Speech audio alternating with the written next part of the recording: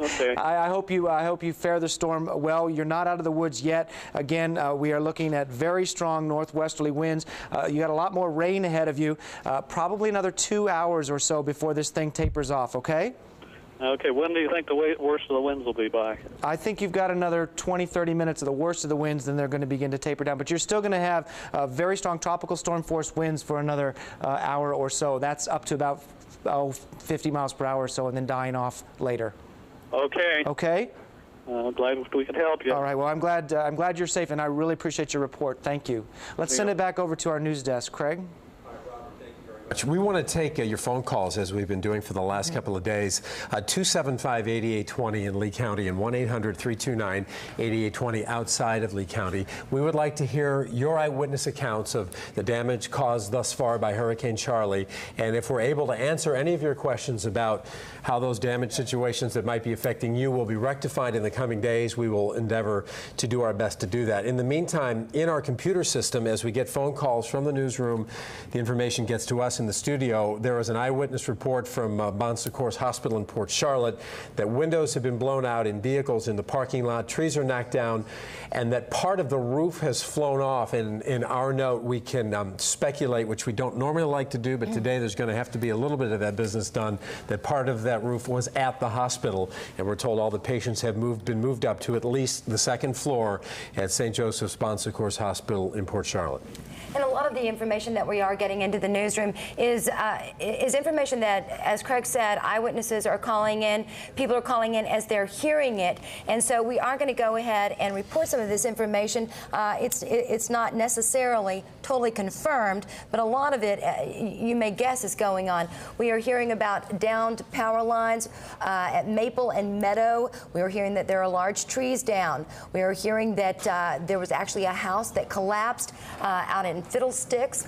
We've also heard that Southwest Florida has lost some lights on the runway and also the taxiways. And again, the information that we are getting into our newsroom is information that's coming across in several different ways. Eyewitnesses, and also we're getting it off the police scanners as we hear it come in, correct? And keep in mind that many of the emergency operations centers that we're calling, we just can't get through to them now. You heard from Heather Turco a couple of minutes ago at the Lee County EOC, and they have apparently evacuated there. That is off of Ortez in the eastern part of Fort Myers. We're getting some phone calls, and we're going to take them in a moment, but we want to get you up to speed from the experts on the track of Hurricane Charley. Gentlemen?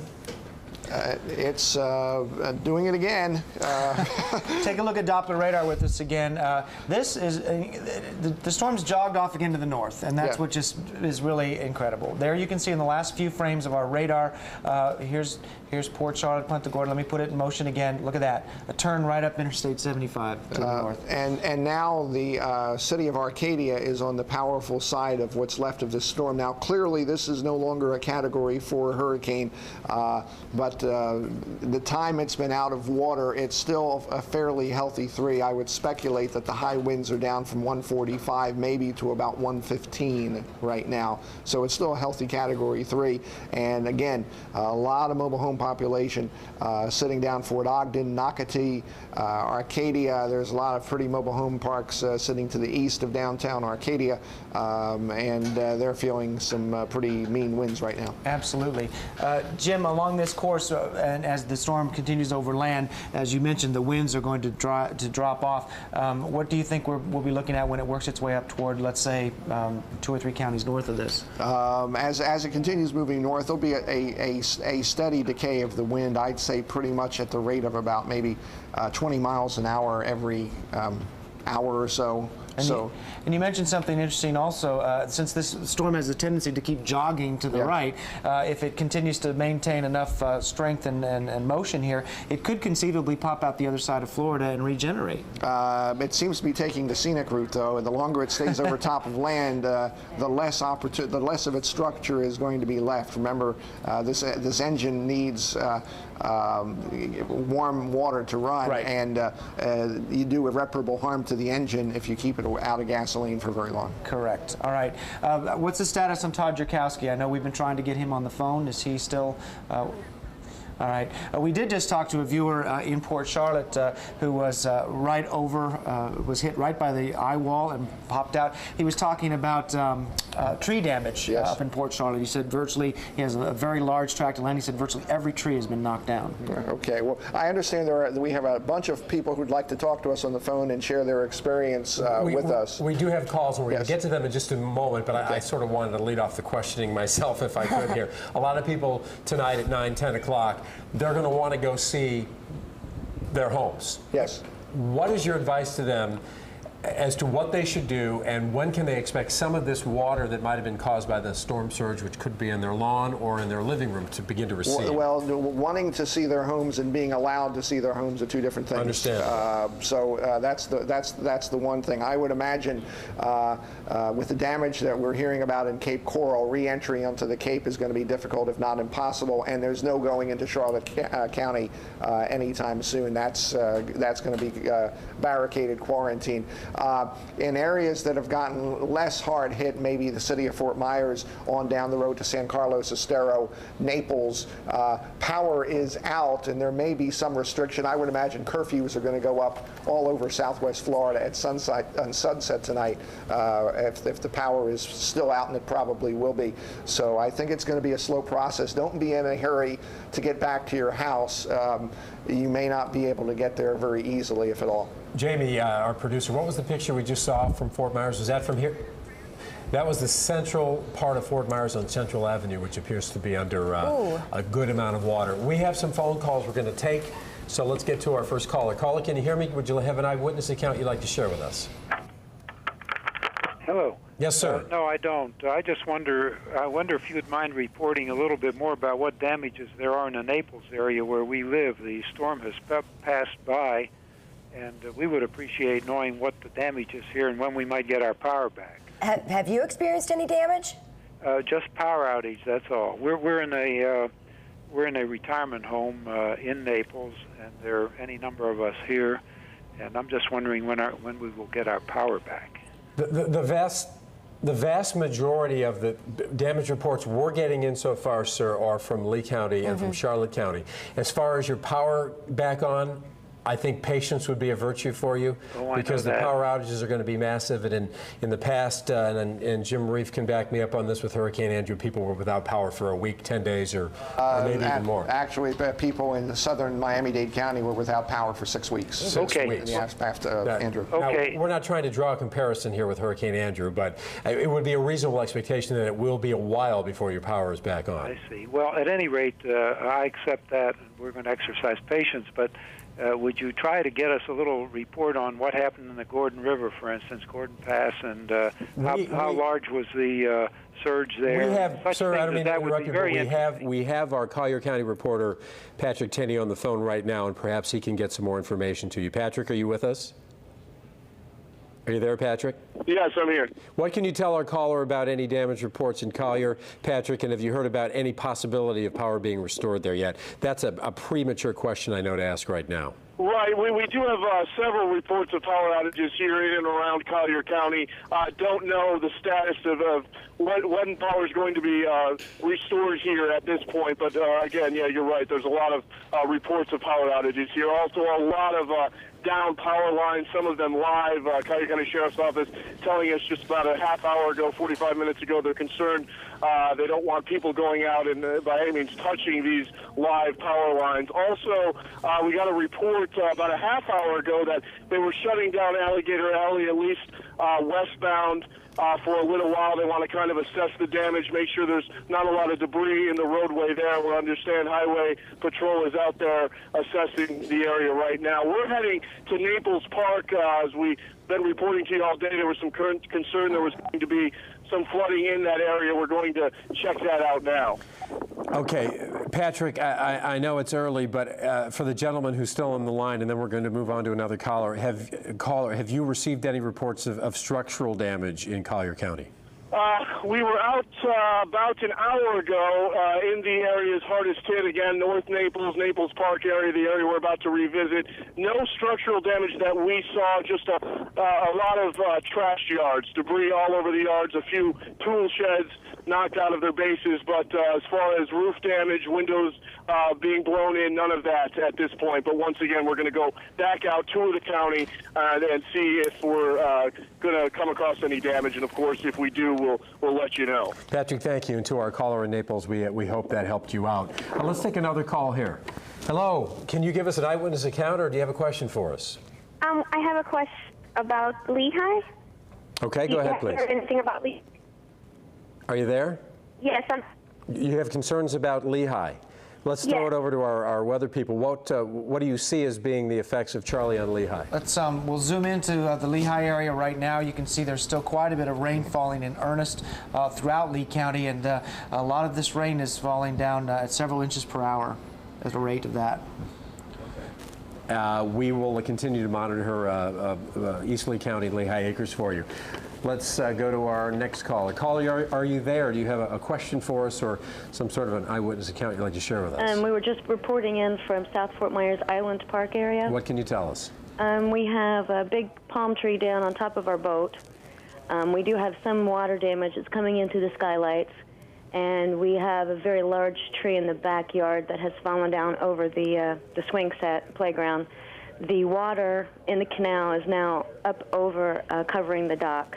Okay, and Island Park is an area of the beginning part of South Lee County, south of Gladiolus and north of Alico Road, sort of in between those two major thoroughfares on US 41, and it is just west of 41, and the canal systems in there do come fairly close to the waters that are affected by tides. No structural damage, though, in that part of South Fort Myers? None at this point, no. We have 3 children, 2 adults, and a golden retriever in a closet. So. Well, that sounds like a pretty good way to have ridden out the storm. Thanks again for all your helpful information. Well, thank you, and we appreciate your call. Let's go to our next call. Caller, are you there? Hello, yes. What can you tell us? And questions for us? I'm sitting near the Collier-Lee County line in Bonita Springs. I live with water on 2 sides of me, with the Imperial River on one and then the canal on the other. Just going to report some trees down and so forth, not major damage, no structural damage, but I just wondered what the status is of the storm surge for the Imperial River. Jim, Robert? Well, the good news here is that if you have not had a serious storm surge encounter to this point, you probably will not, because then now the storm is inland, the strongest winds are weakening, and if it hasn't happened to this point, I don't think you're going to have a major problem. Were you? That's good. I was been watching the Imperial River and very concerned about the storm surge because we live so close to the water. And Gabrielle came about 3/4 up our driveway. What did it do this time? What pretty good so far. Okay, so did the river come up at all that you could see? Not considerably. We have some flooding, but it's just basically from the rain. I don't think there's any salt water laying anywhere. So. Okay. We had a pretty good storm surge over Fort Myers Beach, just north of you. We had live pictures of that. Were you able to see that on TV? Yes, we've got a battery opera TV. Good. We watched it while we could, but our reception's not too good once our cable went out. Good for you. All right. Well, you're still in a rain band there. It's probably raining pretty hard. It's pounding and blowing still pretty hard, but my concern was the storm surge. All right. I think you're on the improving side there as far as storm surge goes. Okay, once again, 275-8820 in Lee County and toll-free 1-800-329-8820 outside of Lee County. Caller, are you there? Do you have a question for us or some sort of an eyewitness account you can share? Eyewitness. Go ahead and give it to us. I'm in Southwest Cape off of Skyline, and my shutters have blown off my house, and the shingles around some houses around me are blowing off. The pool screens have blown off some houses from around me. So you're saying in that part of Cape Coral off of Skyline, it was more of a wind event for your area of Southwest Florida than a rain event? Yeah, I was out in the middle of it trying to put my shutters back on. Jim and Robert, what can you tell us about what Charley has done so far? A quick question to the caller. How about the canal system down in the Southwest Cape off of Skyline in those 51st, 52nd, 53rd Street area? I don't know. I'm off Southwest 27th. Okay, you're pretty far. Okay. Right, and it looks like the wind's died down. Yeah, again, the storm is inland now, and it's moving up through DeSoto County, so we're on the downward slope slowly there. We did have automated sites on the Cape that reported wind gusts up to 90 miles an hour, so it's not surprising to hear your report of things being blown off. Did anything else major occur, damage-wise? We've lost. Lost her? Okay. Thank you for the call. Go ahead, Craig. Well, let's take another call. Can you tell us what's on your mind, what's going on where you live in Southwest Florida? I live in the Southeast Cape.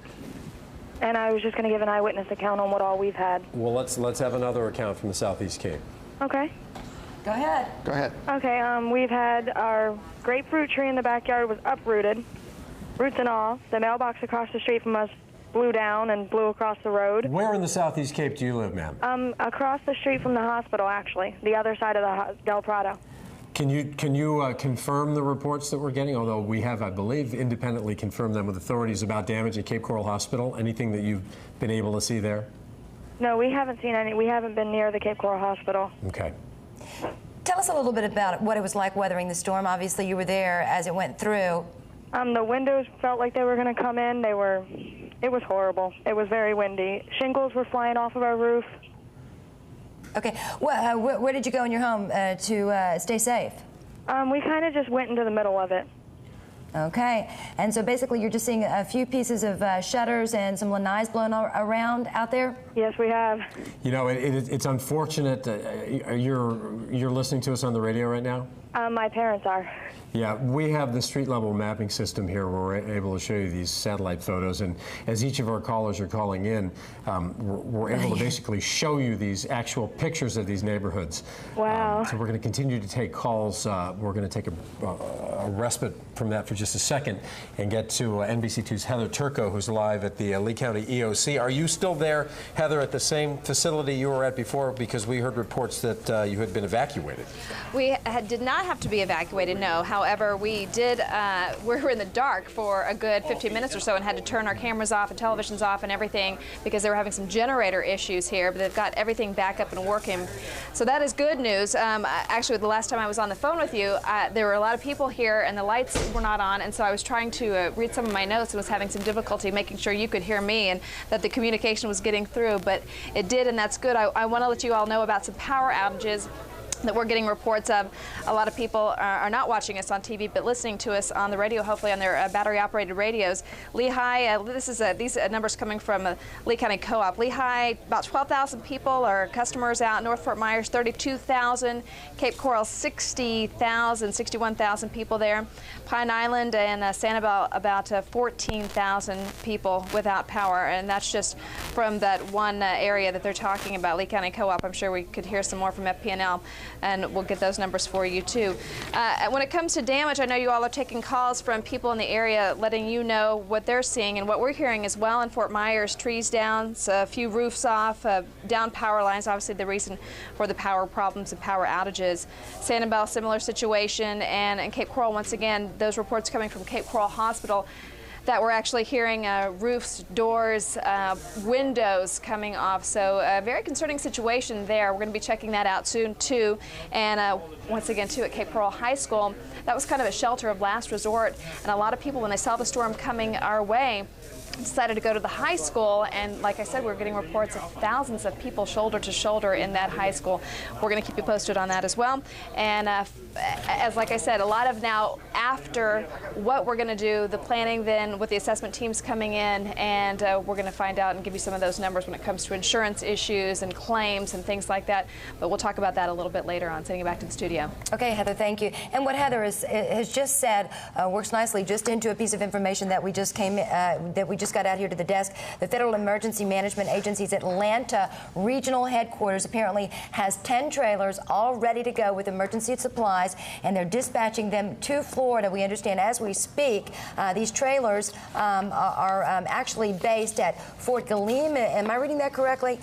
In Forest Park. They're going to be sent on the road after, actually this report might be a little old in the sense that it says that they're going to be sent on the road after Hurricane Charley comes ashore. He obviously did. So these disaster supplies are going to include the emergency generators. I know a lot of people are wondering when the power is going to come back on. We're apparently going to get some emergency generators, portable toilets, plastic sheeting, cots, blankets, all the things that you need after something like this rolls through the area. We're going to get to our calls in just a minute, but I want to address the concerns of any callers who might be holding in Collier County and the concern of the gentleman who called a minute ago. We have from our newsroom, from one of our producers, that the Collier Sheriff's Office is assessing the damage in the hardest hit part of the county as the winds permit. North Naples is an area of special concern. It was closer to the eye of the storm, obviously, than some other areas were of the county, as you look at pictures from central Fort Myers. North Naples has reported 9 down powered lines, Golden Gate 7, East Naples 5, Marco Island 6, and Immokalee 5, but the power company and authorities expect to find other down power lines. Please don't go anywhere near a down power line, as they still might be carrying an electric current. All right, we want to get to our phone calls again. Caller, are you there? Can you tell us what Charley did to your part of Southwest Florida? Are you there? Okay, we lost him. Caller, are you there to tell us about what happened to you this afternoon with Hurricane Charley? Oh, yeah, St. Carlos Park. I'm here with my wife and my 3 dogs. How did you weather the storm? Well, I'll put it this way. Between giving my wife and all the dogs Valium, it was pretty easy. But the backyard fence went down. The side tree went down in the backyard. The neighbor's tree went into our backyard. What part of St. Carlos Park are you in, sir? Actually, on the good side, between Lee and the Oreo Road. Okay, for those of you who are able to watch us on television, we're going to zero you in on San Carlos Park. What about any damage down there?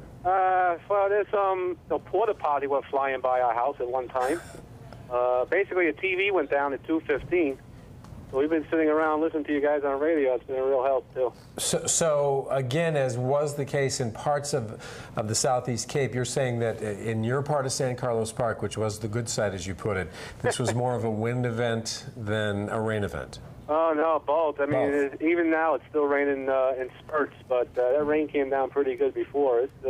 I'm telling you, I had to give my dog Valium to calm down. Any water coming close to your home or anything like that? Yeah, the backyard's built up where the back fence went down. It was it's on both sides of the backyard, pretty much standing water. In the front of the house, you might see it looks a little high, too. All right, well, we thank you for your eyewitness account. Oh, no problem. And do me a favor, I just want to let my father know we're not going to dinner tonight. We'll do our best to do that. Caller, are you on the line? Can you tell us what your concerns are, or you have a story to share with us? Well, I definitely have a story to share with you. We do have a little bit of damage here. Tell us about in Fort Myers on Ortez Avenue. Ortez and where? We're between Palm Beach. Are you there, caller? Can you hear us? Yeah, I can hear you. So you're not that far from the Lee County Emergency Operations Center. Tell us about the situation there. Well, we lost a big pole barn that was out back in our yard, a couple of big trees, a lot of uprooting. And what's the situation like now, weather-wise? We're starting to calm down a little bit right now. We're not flooded or anything, but we've lost our power, of course.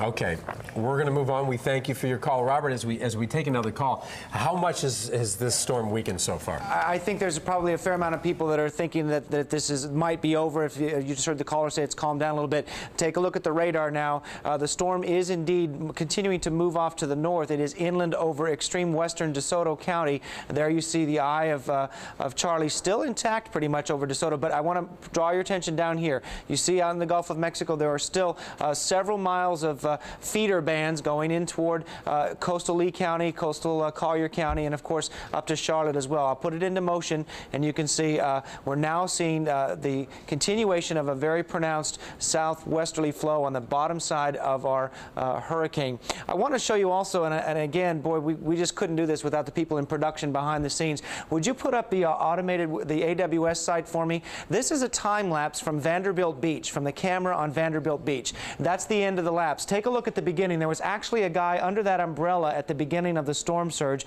Now the camera gets a little messed up, but you can see the waves coming in. They made it all the way up the beach, up past the umbrella. But what you notice here at the end of this time lapse is the surge apparently on Vanderbilt Beach wasn't all that great. We got a lot of wave action. We have a lot of water that moved up the beach and probably did some water damage in some of the hotels right there on the beach. But we had a caller earlier down by the Imperial River asking about storm surge. That's kind of your answer. It appears that from Vanderbilt Beach downward toward Naples, maybe even toward Marco, we certainly saw storm surge there. You can see it happening in time-lapse pictures, but the great 8 to 10 foot storm surge depths apparently did not happen, at least from that site on Vanderbilt Beach. Okay, back to the radar. Once again, the storm continues to move off to the north and to the slightly to the east of Arcadia. It is going to continue to weaken as it moves over land. We have an updated position for you again from the National Hurricane Center at 5 o'clock. We have the storm currently located at 26.9 north, 82.2 west, with over 110 mile-per-hour winds around it. So it is continuing to decrease in intensity. All right, Craig? I'm sure you have plenty of other callers. Let's go back to the news desk. Thank you, Robert. We're going to get back to our callers in just a moment. One point we would like to make of all the calls we've had coming in, of all the scanner traffic we've heard, of all the agencies that we are talking to, as of yet, we have not heard of any we've heard a lot of damage, but we haven't heard of any injuries through this storm. So that is a wonderful thing to be able to note at this point. So far. Yeah, and we so we hope we go forward with that same kind of a report coming in. Right. Chris Wadsworth from the News Press, who was a longtime reporter here at this station with us, joins us now. Chris, we're teaming up with the News Press to get information out to our viewers. What do you have for us? Well, a lot of tidbits coming in from our reporters from the News Press who are out in the field. 20 News Press reporters, photographers all over the area, more than 20 actually at this point. So lots of things coming in. Let me clarify a few things out in Cape Coral. As I believe Heather Turco mentioned a little while ago, more than 60,000 Cape homes without power at this point. Also, water is really sporadic in the city at this point. I understand that the city had to turn off their reverse osmosis plant, so because water pressure at this point is almost non-existent in the city, so people are probably encountering water problems as well as power problems. As we said before, power crews, over 200 power crews and over 100 tree trimmers are standing by literally outside of the storm area ready to come in and start working as soon as the storm clears. Also need to clarify over at Cape Coral Hospital, where they did have some expectant mothers waiting to give birth, still trying to confirm if those births have happened at this point. The damage that we reported about a roof being blown off, that apparently actually happened on the property, but at a plant operation building behind the hospital. Only a little bit of structural damage at the actual physical hospital itself. We're told some wall damage in a stairwell there. So I want to make sure that everyone's clear on that and that there's not really any problem with patients, no injuries or anything like that at the hospital right now. Down in Collier County, let me mention real quickly, Marco Island saw 40 to 60 mile-an-hour winds. Of course, the same thing we're seeing all over. Lots of downed trees, power lines, pool cages torn up. We have reports of a radio tower collapsing near Immokalee around 3:40 today. Also, a power line apparently down near the Naples Pier fell on top of a car, trapping a person inside that vehicle. That person was rescued from the vehicle and taken to Naples Community Hospital for treatment. We don't have any information on that person's identity or their condition at this point. Shelters, as we've been reporting all day, thousands have sought safety. We have some numbers here. Diplomat Elementary in the Cape has over 1,500 people seeking shelter there. Cape High School has over 4,000 people, and Germain Arena has over 2,600 people at Germain Arena, all seeking shelter from the storm. Interesting note, the News Press, structural damage at our headquarters down on Martin Luther King Boulevard, downtown Fort Myers. We had part of the roof ripped off down there. We have water pouring into the building down there. At this point, it's not expected to cause any problems with us printing, and of course, all of you who are subscribers or buy out of the box can pick up your papers tomorrow morning. Had to get that plug in there. Also need to mention Jeb Bush. We understand Governor Jeb Bush is going to be flying into Lee County tomorrow, along with Florida Insurance Commissioner Tom Gallagher, planning on flying into Lee County. Of course, the Insurance Commissioner is going to be here to make sure that the offices, local insurance offices, up and running. They're encouraging people to talk to your agents, your insurance companies first before you start filing claims or calling the state. But if you are having problems, the state is going to have help for you here. That looks like everything we have right now. I understand, last point, the state office building on Victoria Street in Fort Myers Myers is going to kind of be insurance headquarters. If you need to seek help directly with people, that's the place to go, Victoria Street in Fort Myers. That's what we have right now. Let's toss it back over to the desk. Okay, Chris Wadsworth, thank you very much. We have some more damage reports to take to you. Planes at Page Field, apparently there's some damage there. We've got traffic signals all across Lee County, barely hanging on. We've been telling you, don't touch any down power lines. Obviously, if you've got to get out and drive right now, you're going to have to take it really slowly and be very, very safe, because I doubt very seriously many of the traffic signals are even working at this time. We've got uprooted trees everywhere. San Carlos Park, we had a caller call in and tell us about some trees down, the backyard flooding there, and we're getting those reports coming into our newsroom as well, so he's not the only one. Callers, hang on. We'll be with you in just a second. Lee County deputies are awaiting the wind to decrease to a safe level before returning to patrol duties and responding to those prioritized calls. The 911 call center predictably has been inundated with calls. Authorities ask you only call if it's an absolute emergency. As you look at some more pictures of Central Avenue in the central part of Fort Myers, central Lee County, that appears to be under about 6 inches of water. As soon as the weather dies down, deputies will be back on the roadways. 275-8820, toll free outside of Lee County, 1-800-329-8820. Okay, I'm told to hold up. I'm told to hold off the calls for now. Sharon? Also, we just got some information to the set. Apparently, what the officials are advising everybody to do at this time, as the storm continues to subside across the area, all citizens are advised to stay where they are, stay inside as the winds decrease. Police and emergency services staff will begin rescue and damage procedures. I believe this is actually coming from the Naples area, so they're asking you right now, don't get out on the roadway. Go ahead and stay inside until you're advised through further updates. All the roads should be considered at this time impassable because of the downed trees and the downed power lines, and of course the standing water and other obstructions. We showed you incredible pictures from Fort Myers Beach earlier before, where the winds and the rain were incredible, and then the storm surge created a river of water that spilled onto Estero Boulevard. It'd be safe to assume that Estero Island is underwater. Eddie is on the phone with us from Fort Myers Beach. Eddie, can you hear me? I can hear you. I'm here, and I'm just floating around. Where are you, and what's the situation right now on Fort Myers Beach? I'm on Hibiscus Drive, which is like 10 streets north of Publix. I have about 15 feet of water in the middle of my road. In my house, it's about 2 feet of water.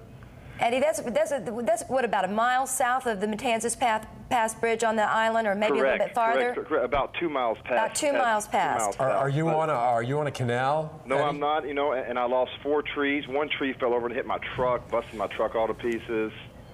I guess it's my stupidity. I should have left, right? But well, Eddie, how much water are you able to tell us? How much water ended up in my road? Well, spilling off the beach and onto Estero Boulevard and beyond. Well, I walk out to my road. I'm 6'3". I walk out to my road. It comes up to almost my breast.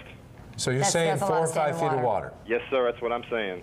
Okay. Trees are down left and right in my front yard. I have a banyan tree. It snapped. It uprooted. Well, those do not come out of the ground easily, do No, they don't. I couldn't believe. I heard something. I went out there and looked, and my truck got smashed. Eddie, one thing I've been curious about on Fort Myers Beach, a lot of the homes out there are actually stilt homes. How did they fare from what you can tell in your general area? Do you have a lot of stilt homes in that area? Not on my street. I didn't really walk around and look yet, but across the street, my neighbor, her cage just collapsed. Okay, her pool cage? It's collapsed. Okay, all right. I think we're able, with Robert Van Winkle's help here, to sort of estimate the storm surge on Fort Myers Beach, Eddie. If you're 6 foot, 6'2", whatever, and the water came up to your chest, with your elevation, we can safely estimate about a 10-foot storm surge on Fort Myers Beach. Eddie, thank you very much. We can take some more calls, Kara? All right. Caller, are you on the line? Yes, I am. Where are you, and what can you tell us about what happened to you this afternoon? I'm in North Fort Myers. I'm north of Bayshore Road, Suncoast area. Yes. What was it like there? What's it like now? Okay, right now the wind is still gusting, sometimes pretty bad. We just got a gust right now. But through the storm, I tell you what, we had some bad wind. I've been on this property for 23 years. I've got 60, 70-foot pine trees that were snapped off at about 40 foot in the air, and I've got more than I can count that I can see through the holes I made in the plywood for the windows. The storm was bad. Yeah, well, I'm sure it's bad for a lot. Now, tell us just, quite frankly, we were listening to our producer, and we didn't hear the first of your call. Tell us a little bit, again, about the damage you're seeing in your area. Okay, around my home, I have several pine trees that are probably 60 to 70 foot tall. They're probably 40-year-old pine trees. There are several, at least a dozen, maybe more, that are snapped off at about 40 foot in the air. Wow. The tops just snapped right out of them. And the Suncoast area, we are talking North Fort Myers. Any flooding in that area? I don't have any flooding at all. Okay. So mainly, again, a wind event out there. Yes. Can you tell me, I don't have any power. My power's been out for about 2 hours. Then also, double whammy, we got a power line, tree went across the power line too, so. I'm sure that everybody, and we're getting reports of, I mean, we can safely assume that there are hundreds of thousands of people probably without power right now in Southwest Florida. I mean, we have a population of 1 million people now in this 7-county area, in our viewing area. We have confirmed reports of 12,000 homes without power in Lehigh Acres, 60,000 in Cape Coral, and Sanibel with its 6,000 residents. You have to assume that there's no power on the island at all. We also told you a moment ago about some planes damaged at Page Field. That's the airport on US 41 in the central part of Fort Myers. NBC2's Jessica Ritter is on the phone from that area. Jessica, what can you tell us? Hi, we were actually on our way to the southern part of Lee County and just had to stop. We're circling around Page Field right now, and I thought in the beginning there might be some damage here, but now we actually get to see what has happened. There are some planes obviously still left out on the tarmac. The owners had latched them down, but some of them have obviously suffered damage. We see a lot of trees down here, a lot of debris actually on the airport right now. One plane we saw was actually flipped completely upside down, just a mangled mess. The wheels were in the air. Some of them have bent propellers. Others are missing parts completely. Just circling this area, there's a lot of debris. You can tell a lot of wind moved through here. Some homes, you could tell, had some shingles and roofs ripped right off of them, as well as some downed power lines. And this is probably about 6 miles or so from where you guys are right now. And on our way here, we have just gone through several traffic lights that aren't even on. We haven't even seen one powered yet. Have you, John? Nothing yet. We're on our way to Metro Parkway now and onto the southern part of the county. On my left, as I'm passing here, is some pretty large trees with the roots just in the air on either side of the Metro Place storage units right here to my left. Also, a whole swath of palm trees knocked over on their sides. I'm not even sure where those came from, really, but they're here now on the side of Metro Parkway. We're passing Chico to everything there actually looks to be intact as we make our way to the southern part of the county where it's still really windy out here, but we expect to see a lot more flooding and damage when we get down that way. Back to you. Jessica, are you seeing a lot of people out on the roadways? Pardon? Are you seeing a lot of people out on the road coming out after the storm? Hello? I don't believe she can hear us. Okay. We're going to take some more calls here. Caller, you on the line? Where are you, and how has Charley affected you today? Hi. Well, I'm phoning from England, and I'm listening to NBC2 on my computer. I have a home down on Fort Myers Beach at the far end down by the golf course, and I wondered how much water with damage we got down there. You're at the south end towards the south end of Estero Island? Yeah, Estero Island. Yeah, I'm down by the golf course there. But I'm in England at the moment. Well, hello, across the pond from jolly old England. We can safely assume you're not known for your terrific weather there, but it certainly is better than it was here today. Robert and Jim. Here than it is there, that's for sure. What about the situation on the south part of Estero Island? We can tell from our reports and from the pictures that we had that there was a storm surge over Fort Myers Beach of about 10 feet. Put about 5 feet of water over the beach from Times Square south. Now, we know from Vanderbilt Beach camera there was a surge, but it wasn't that deep. So somewhere between Vanderbilt Beach and Fort Myers Beach, the surge really tapered off. Now, it sounds like your property or your concern is sort of in the middle of that. So I would guess that you probably had a couple of feet of water close to the house or maybe in.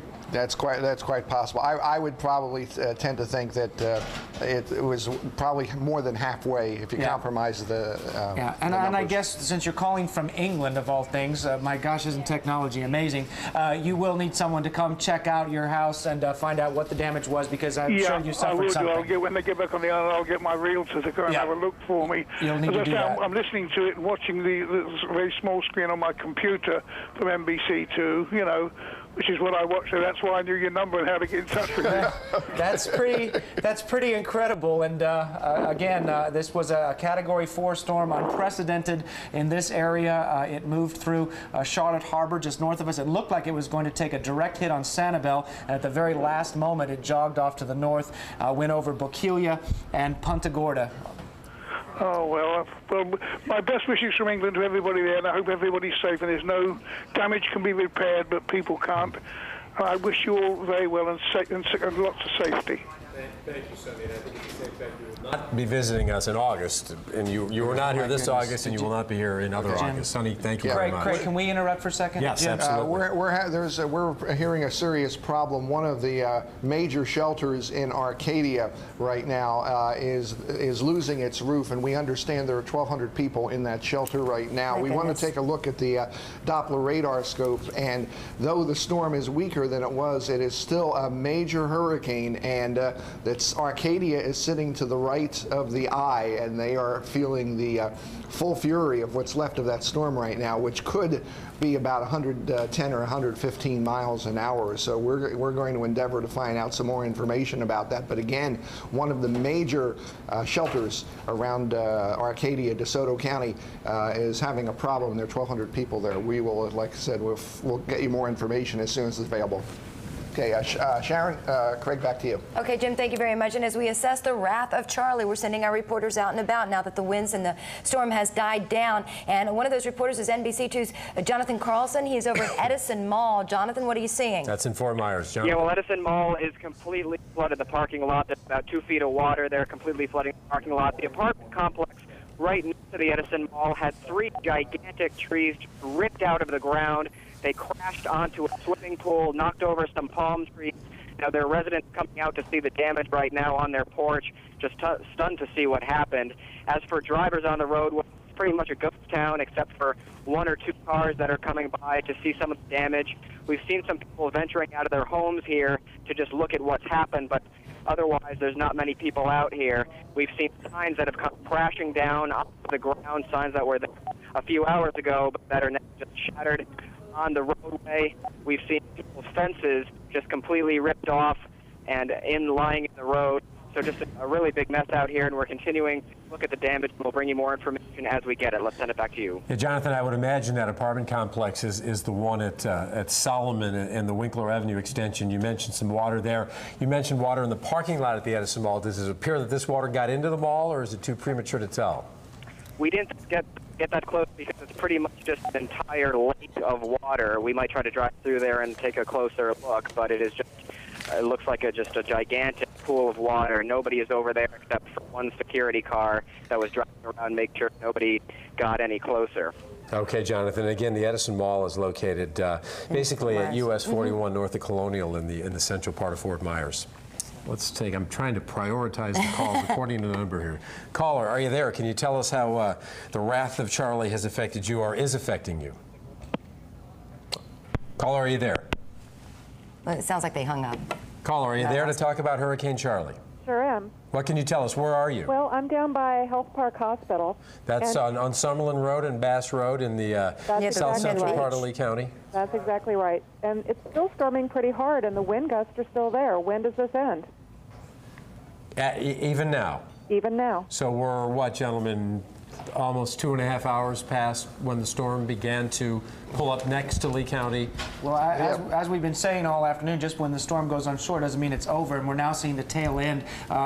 We still have at least another hour of very heavy precipitation. A lot of energized atmosphere. When it rains hard through this wind energy, 1,000, 2,000 feet off the ground, everything will go sideways for perhaps another 6 hours or so until this storm can finally weaken. This is a storm that is still doing major damage over the interior of the Florida Peninsula near Arcadia at this hour. Caller, can I ask you a question? This is Robert from NBC2. Sure. Don't have him? All right. Yeah, you can ask me. Okay. Are you still there, caller? I'm still here. Okay, can I ask you a question? I'm living down in that area as well, and I know we have lots of folks in that area. What's the damage like? Can you tell me what happened down there? There's a fair amount of trees. A lot of them have withstood the wind. I'm surprised. Okay, so it's still very windy there. Still very windy. All right. A little bit of water sitting, but not as, and it's been steady the whole time. Okay. Thank you for your call. Appreciate it.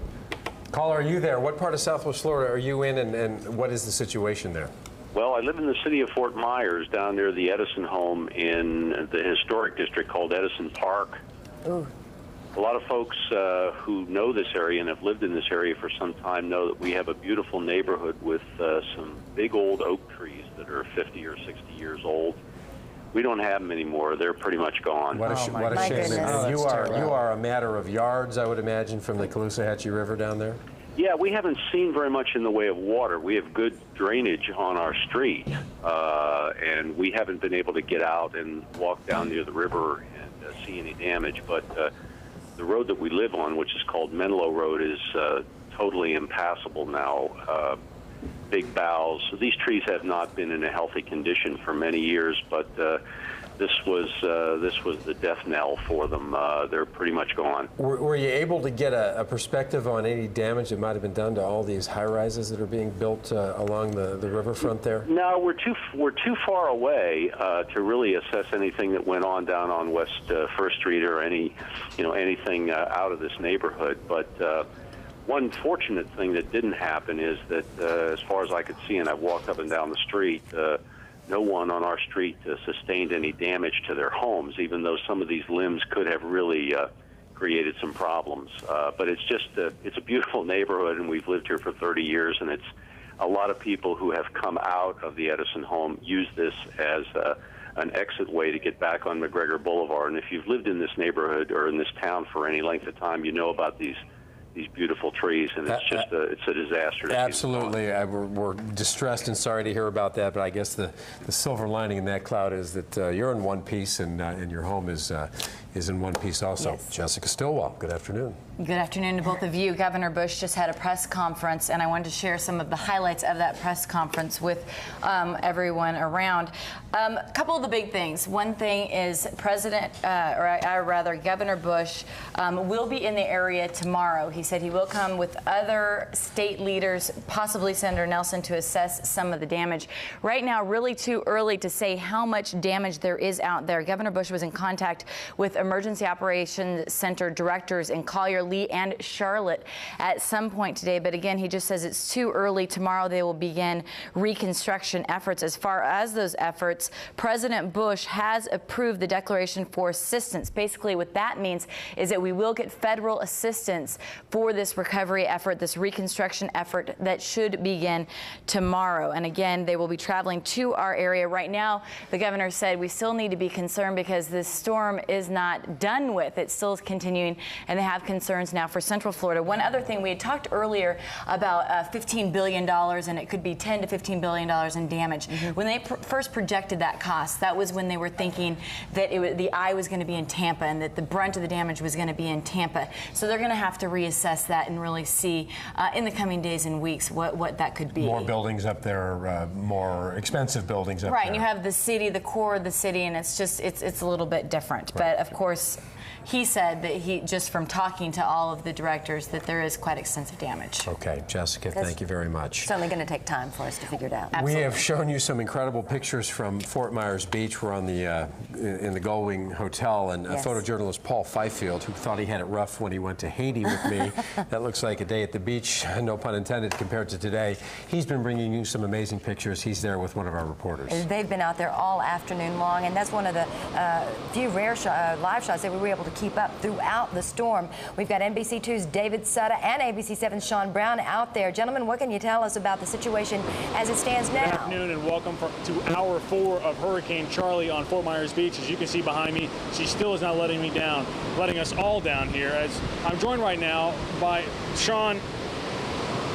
Sean, I'm losing it out here. It's been a long time. That's okay. Sean Brown is my counterpart with ABC out here. Obviously, we've been working together now for a good 24 hours out here on Fort Myers Beach. Sean just took a trip around the area out here. Tell us, what did you see? Well, this is an example of some of the damage we have seen out there, David. Amazingly enough, a lot of the island holding up under the winds that we've seen so far. As I went out onto Estero Boulevard, which is about a half a block from where we are right now, we'll go ahead and step out and show you some of the power of the wind still blowing out here.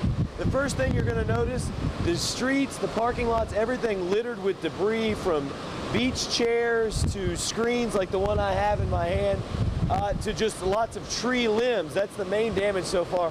Also saw a couple of screened-in lanais, pool cages that came down as well, but amazingly enough, not much damage to the houses. Now, this is just preliminary. I only walked a couple of blocks around the area just to check out what was going on, so of course we can't really judge. As you know, David, you've been in a hurricane before, Hurricane Andrew. A lot of that damage didn't show up at first, and that's kind of what I saw. Tough to judge at this point, but it looks like Fort Myers Beach holding up. The big question is going to be storm surge. A lot of the damage we've seen so far coming from flooding. Yeah, to be honest, we have a really nice condos around us here. This is a really good community. I'm a little curious to see how those wooden homes held up out here. Obviously, homes that were built around the time that Donna came through here. So they're very old out here. We're wondering how they're going to hold up. Obviously, this is our first opportunity to get you on the floor here on Fort Myers Beach. I want to show you the intensity out here. Obviously, it doesn't seem that intense because we're underneath the building, but when I step out here, watch what happens. You can barely stand up out here, and it is really intense. In fact, it's really a surprise how good the live truck has held up. Go ahead, Paul. Let's go ahead and look at the live truck here. This has been up against the building now for several hours, and it's been holding up really well. We were worried that it was going to go underneath water with the storm surge, but we're glad to see it still going, and hopefully we'll continue coverage, obviously, when this is all over, to get you a good idea, a clear idea of what's going on out here. Now, one of the ideas we got to think about out here is a lot of people won't be allowed on the island tonight, and we're still going to be wondering when that's going to happen, obviously. And the conditions of the road, one of the things I was just checking with some of the locals to get a feel for how big the storm surge was out here that we experienced. I'm told probably 6 to 8 feet is what we saw. The parking lot we're standing in now was under about 2 feet of water. We were lucky here. Some of the neighboring condos completely went underwater. First floor condos, more than half of their floor was underwater. The water going up 4, 5, 6 feet into some of those condos. So those people are going to see a lot of damage. And again, we are just on the beachfront. We haven't gotten very far from where we are to see what else was done. We're going to have to wait for the wind and rains to die down so we can tell. And when these winds die down, we'll definitely get a chance to get the live truck on Estero Boulevard and give you a clear view of what's going on out here. For now, it's Sean Brown with ABC and David Sutter with NBC, and an entire crew out here of 6 members trying their best to bring it all for you. We'll send it back to you back in the studio. Thank you both. And once again, we're simulcasting on NBC2 and ABC7. Those are at times what one might call colleagues and competitors, but we've buried our competitive urges throughout this very serious day here in Southwest Florida, and we've teamed up together to bring you the most comprehensive coverage you can find in our area. And speaking of comprehensive coverage, 2 gentlemen who've been with you all afternoon, Jim Reef and Robert Van Winkle, are standing by again yet to tell us a little bit more about what Hurricane Charley's doing right now. Gentlemen? Sharon, thank you, Craig. We've got a lot of people still just listening to us, not watching us on television with power issues. So we're going to try to describe to you a little bit of what's been happening, what we're seeing. But the first thing we want to tell you, of course, the dangerous storm surge does appear to be subsiding, and it appears that some places actually have maybe escaped, dodged a real bullet. But by any measure, there are still some pockets of stormy weather we just saw in that live shot from Fort Myers Beach. Now, compared to what it was an hour and a half ago, it's a walk in the park, but by any other measure, it's still fairly stormy. What's still incredible to me, Robert, is as we look at the Doppler radar scope, that we still have an eye, and we still have an eye wall as the storm now is making its way out of DeSoto County and into Hardee County. Amazing. It's just intact, and it's just to the southwest of Wauchula. At the present time. And again, our experience as we watch this thing is once the center comes a beam of your town and goes to the north, then it really starts blowing in from the west and southwest, and it's still probably affecting Arcadia the same way. So it's very, very stormy in Arcadia, and we understood there was a rather large shelter for some of the mobile home population with 1,200 individuals that was in the process of losing their roof about a half hour ago. That's could be disastrous news, and we'll keep you informed informed on that. For the callers who've been calling the station about when is this all going to end, this is a gradual process that will take place over the next several hours, but I'm telling you that we have from the Fort Myers Beach area out toward the Gulf of Mexico another 40 miles or so of rain bands before things begin to taper off. With all this activity still racing off to the north, 20, 25 miles per hour, I'd say at least another good hour of some very heavy rain, yes.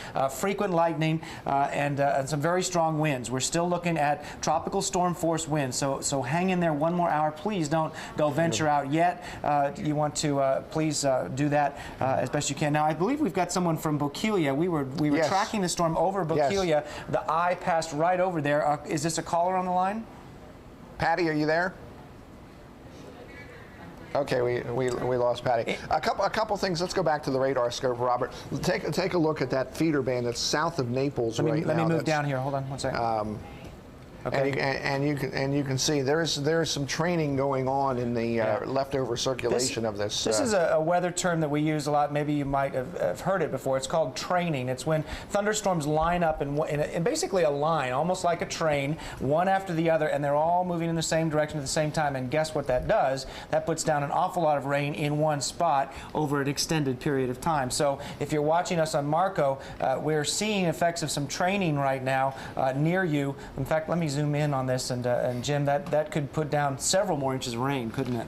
In a very short order of time. And the other thing, if we for a moment forget that the hurricane just went by in the current pattern we're in, with an atmosphere loaded with tropical moisture and a wind coming in off the Gulf of Mexico, you're going to be making a lot of showers along the coastline tonight and tomorrow. That also could line up in bands with training and still cause some gusty winds. I think you're going to see less in the way of widespread intensity and more localized thunderstorms and squalls. And here you can see what we mean about the gradual lessening of this storm. This is live from Fort Myers Beach. For those of you listening to us on the radio, we're looking at some palm trees next to some high-rises on the beach. The palm fronds are literally blowing horizontally. I mean, it's still blowing very well down at Fort Myers Beach. We've lost several sensors in the wind. We know we've lost a lot of our live weather link sites simply because we believe the phone lines are down in many places, and that's how we get the information on the internet.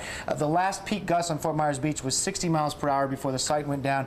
Easily 90 mile per hour winds on the beach at the height of the storm. And right there, that's very clearly tropical storm force winds of 45, 50 miles per hour. Suffice it to say, we just came through an ordeal where winds were blowing 140 to 150 mile an hour in the eye wall of this hurricane, and it's going to take a while to turn it off. It's going to take a while, and by far the worst conditions in many areas of Southwest Florida have already occurred. We're far from quiet and calm, and it may still be a little while yet this evening, but we're moving in the right direction. So many of you have been holed up for several hours now. Well, I don't even know what time it is. What time is it?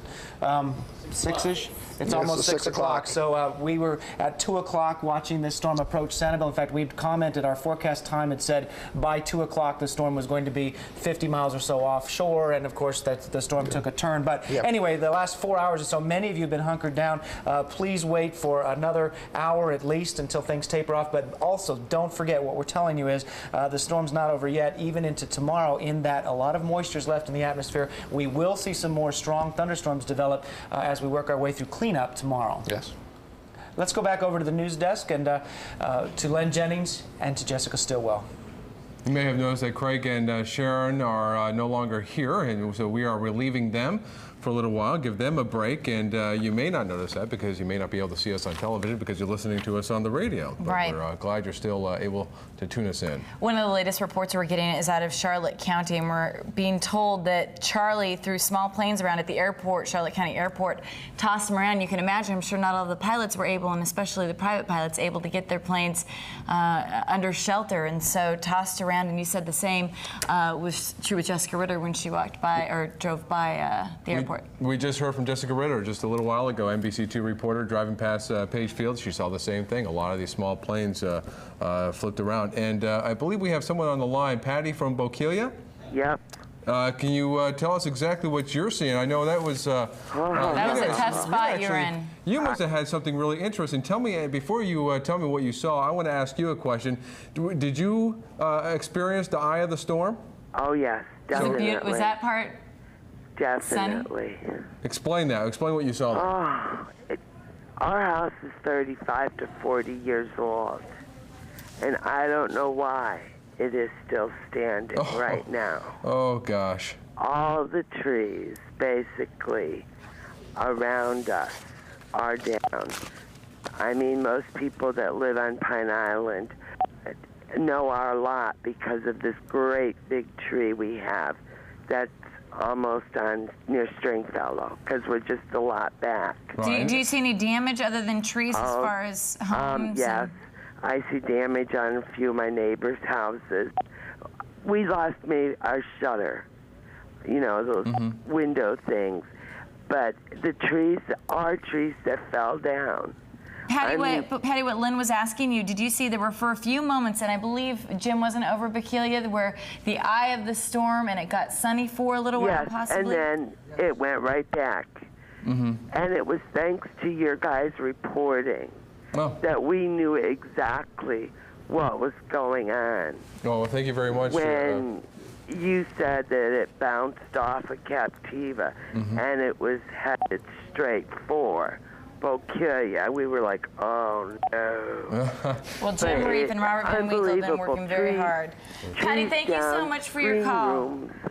People around here have a lot of damage. Yeah. Well, we thank you for the report.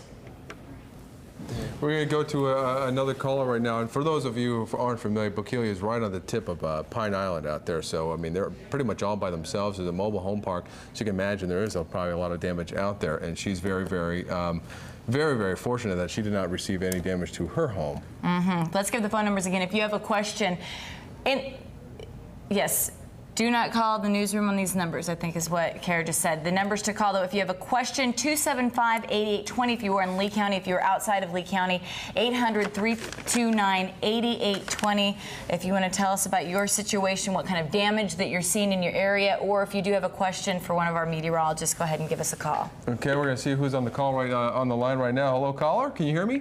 Yes. Where are you right now in Southwest Florida? I'm in Naples. In Naples. Can you explain some of the damage that you see or something that you wanted to mention over the airwaves? Well, what I'm looking for is information for Northwest Cape Coral. Northwest Cape Coral or Naples? Right. Northwest Cape Coral. My daughter's there. Okay. So Northwest Cape Coral, I guess, Jim, you could probably explain a little bit. I don't know if we've had anyone. I actually spoke to someone a little while ago, maybe right around the border of Southwest, Northwest Cape Coral, and a lot of wind damage, and they did see some rain, but they weren't experiencing any flooding. But maybe you can tell us exactly. Caller, are you asking about east or west of Burnt Store Road? Johnson, is it west? Hang on one minute. Is it west of Burnt Store?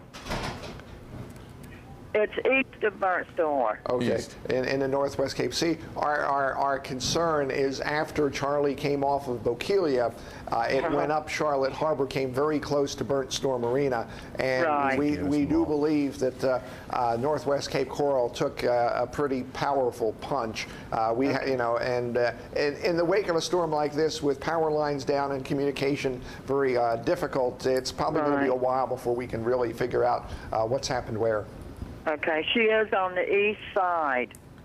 Okay, on the east side. East side would be better than the west side because the west side of Burnt Store Road probably had a significant amount of flooding. Caller, I want to ask you a quick question, caller, because you're down in Naples right now. We've had a few people call, and they want to know exactly what's going on in Naples because we haven't really reported a whole lot happening in Collier County because most of the damage that we've been reporting is in Lee County and in Charlotte County and up in Arcadia area. Any damage in your area? Did you see anything? We just have a couple of trees down, which is no big deal. One of the big problems in Collier County are powered lines down. We have 9 reported in Naples, 7 in Golden Gate. You don't have any there? No, we just have a couple of trees down. We still have power, electric, and TV. Well, consider yourself one of the lucky ones because there are many people in Southwest Florida who do not. Okay, well, thank you very much. I'm concerned about Cape Coral. All right. Thanks. Thank you very much for calling. There's also a command post that's going to be created in Naples in Collier County in the evening, and that will make it easier for us to get information from that command post, and then we can give it out to you. That's supposed to happen sometime tonight. Now, we heard a little while ago from NBC2 reporter Jonathan Carlson. He was at the Edison Mall in Fort Myers reporting on some of the flooding. We actually got some pictures in the studio, and we're going to go to Jonathan Carlson right now. 1. Hurricane Charley continues to pound southwest Florida with force. There's a considerable amount of damage and flooding out here. You can see over here, the parking lot of the Edison Mall is under a couple of feet of water. We've seen branches flying all over the place. A gigantic tree over here, uprooted construction projects, things flying all over the place. We've seen signs off of buildings come crashing down into the roadways, people's fences and roofs coming off of their hinges. Reporting with photojournalist John Sheehan, I'm Jonathan Carlson, NBC2 News. Back to you. And you know, even though most of the storm, we feel like it's past, it's still nasty out there. So you really have to be careful. If you can avoid being outside, do it at all costs. Let's go to our next caller. Hello, tell us where you're from. Cape Coral. Where in Cape Coral? At the end of Aqua Linda and Chiquita area. Okay. And what's it like out there? A lot of damage on houses, roofs, garage doors, screen pulls, fences. No flooding, though. No flooding? None. Because you're down, correct me, because Chiquita and Aqua Linda, are you, are there any canals? Because I believe there's some canals down in that area, right? In Southwest Cape? Yeah. Okay. Let's ask the weather team about that for a minute, because I know I've talked to a couple people along the Caloosahatchee as well who didn't see maybe the storm surge that we thought we were going to. Is that something they still have to be fearing, or is that over? That's a good question, and the storm, of course, is continuing to move away from the area and decrease intensity. The threat for storm surge is going down as we speak, and it appears that what happened was as the storm was barreling towards Sanibel, it took that jog to the north, and for some reason the storm surge followed some sort of strange pattern that the track of the storm was taking, and we didn't see storm surge where we were certainly expecting it. Now, we know we got it on Fort Myers Beach to at least 8 to 10 feet. We were expecting it on Sanibel. We have a couple of unconfirmed reports that some parts of Sanibel didn't even see water up past the beach, which I find incredible. Yeah, absolutely incredible. So we were going to evacuate, and then we didn't see that. You know. Yeah, well, it's you know. We're on the corner of the Sanibel, you know, right there where Rum Runners would be. We're like a mile from there. We have a live camera there. We're going to be showing live pictures there as soon as we can get that camera back. But yeah, I think we're going to definitely be reading about this storm, as you said, Jim Reef, for many years to come, because it's just been an incredible afternoon with this. This is our generation's Hurricane Donna and our coast's Hurricane Andrew. Yep, absolutely. Thank you, Jim. You did a good job. Thank you. Thank you very much. Do we want to go to another phone call? Okay. The next caller. Hello, how are you today? I'm okay. How are you? Great. Tell us where you are. I'm over by City Hall in Cape Coral. And how's it like for you there? It's starting to rain again over here, and we've got a lot of damage so far. Our neighbor's tree seems to be uprooted and on his roof. Anything else? There's screen enclosures everywhere. There's just tree damage, or are there any structural damages that you see? Are you hearing Robert? Robert's asking if there was any tree damage or just structural damage. There are some. There's a telephone pole that snapped in half just down the road. Screen enclosures are a mess, a tangled mess. Right, right. And are you on a canal in the Cape? I'm sorry? Are you on a canal? Were you on water? I'm across the street from water. Okay, what happened over there? Did you see any? Did the canal come up, or was there any rise noticeably? It's about to the top. Okay, so it came up a little bit. Probably a freshwater canal, right? Yes. Okay. Probably, yeah. All City right. Hall, I believe, Cape Coral City Hall is by Country Club Boulevard, correct? And what's that come through? Nicholas Parkway? Yeah, Vincennes up in there. Vincennes, right there. Yeah. That's right. Okay, so that's kind of by the Cape Coral Hospital where we saw a little bit of damage as well. So, caller, thank you very much. Appreciate it. Thank you. Right now we have the Collier County EOC. Is it John Torrey? Is that who's on the phone with us right now? Oh. We're trying to get John Torrey from Collier County EOC. We did have a few callers coming in and asking for the situation down in Naples area, down in the Collier County area. As far as the power outage, we did have a fortunate caller who called us and said they still were watching us on television, which consider them they're lucky. Yeah, very lucky. John, tell us what's going on down there. Well, you're right. I mean, we do have sporadic power outages down here, but obviously we in Collier County are fortunate to dodge the brunt of this storm, and again, we're keeping an eye out on our friends to the north and hoping that everything works out for everyone who's under the gun. Marco Island, people are being allowed back onto the island right now. There was a significant amount of people that evacuated from the island yesterday, but they are being allowed back onto the island, and Any as far flooding as out other there? neighborhoods around town, Naples Park may have taken a pretty good hit from the storm, but people are being allowed back into Naples Park as well. John, flooding on Marco Island, or were they spared there too? No, I mean we don't have any reports of any significant flooding right now. Again, we've had sporadic outages around the county, heavy rain, obviously strong winds, but again we haven't had a chance yet to go out into the field and do a detailed assessment of the damage. Now, John, I'm going to go over to Robert real quick because looking a little bit of a satellite picture of Marco Island, doesn't look like, are they out of the woods there, Robert, or what am I looking at right there in Marco Island? Good call, Lynn. As a matter of fact, Marco and south toward Goodland, we've got a lot of thunderstorms still lining up in the Gulf of Mexico, and this isn't unusual. As storms pull inland, they drag with it a lot of tropical moisture on the heels, if you will. So you're going to see a lot more rain here. And I would not be surprised if we get a report or two of an inland tornado, because we still have a lot of energy, a lot of spin in the atmosphere. Right. And yes, the 145-mile-an-hour high winds are winding down, but there's still a lot of energy yet to dissipate. Right. And we do want to remind you the storm is far from over. It has definitely moved away from our area, but you can see there is still, Jim, look at this, there is still close circulation around Hurricane Charley after having been ashore for over an hour now, traversing 3 counties north of Charlotte County and headed off in a due northerly direction here. We are going to continue to see the threat of some heavy rain right down here on the tail end of Charley, and this is that training area that I was telling you about. Look how it goes out in the Gulf all the way out there and back around up around the storm. Now, it's interesting to note as the storm is leaving our area, and it's in Hardy County, you got Zolfo Springs up there, you have La Chula, and they're both over pretty much dead center of Hardy County, and the storm is going to the west of them, so they're feeling from strong winds. And just to the north of Hardy County is Polk County, and that's that is, I believe, the largest county for mobile home population in the state of Florida. Right. Let's do something here as well. We have the power of all the radars in the state of Florida. I'm going to turn on all 4 radars here, and we'll watch how this sweep comes in. The Orlando area picking up quite a bit of heavy rain and thunderstorm activity now. In a moment, you'll see the radar sweeps come in from the other radars. Clearly, though, this storm is not done with the state of Florida by any means, and it certainly has, though, spared the Tampa Bay area, which really looked like Tampa was going to get a direct hit out of this. At one point, it was the Pinellas Suncoast that was in line for a hit, and then the National Hurricane Center shifted it south to the Sarasota-Bradenton area. Up toward Anna Maria Island was a forecast as recently as 12 noon today, yet here we are, and an incredible story to tell with the landfall of this storm. We'll let these radars come in, and we'll give you another look at it in a moment. Now back to our news desk. All right, thanks, guys, and we want to thank John Torrey from Collier County EOC joining us as well. We still want your phone calls. We feel that they're very, very important because it's valuable information, because we want to know exactly what type of damage you're seeing out there.